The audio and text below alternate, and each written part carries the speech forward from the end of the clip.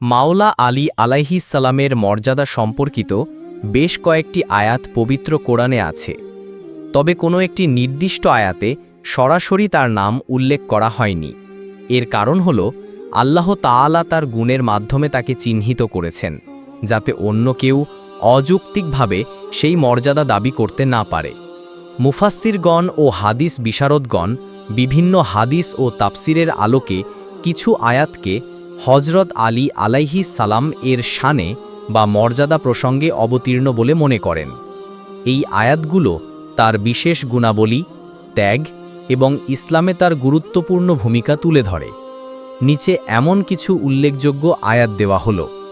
সূরা আল মায়েদা আয়াত ৫৫, নিশ্চয় তোমাদের অভিভাবক হলেন আল্লাহ, তার রাসূল এবং মুমিনগণ যারা নামাজ প্রতিষ্ঠা করে, জাকাত প্রদান করে রুকু অবস্থায়।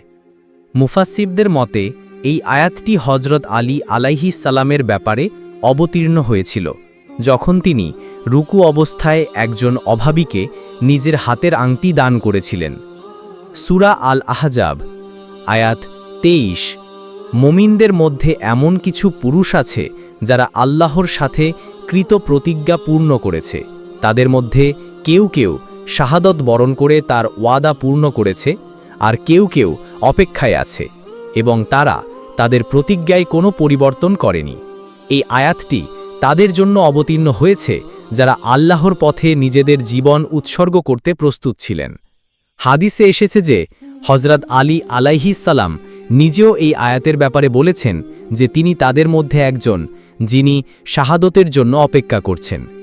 সূরা আল বাকারা আয়াত ২০৭, আর মানুষের মধ্যে এমনও আছে যে আল্লাহর সন্তুষ্টির জন্য নিজের জীবন উৎসর্গ করে।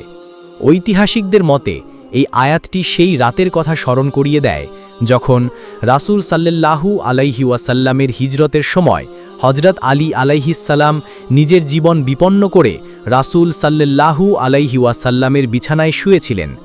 ইবনে আব্বাস রাদিয়াল্লাহু তাআলা আনহুয়ের মতো মহান সাহাবীদের থেকে বর্ণিত আছে যে হজরত আলী আলাইহিসসালামের শানে প্রায় ৩০০ আয়াত অবতীর্ণ হয়েছে।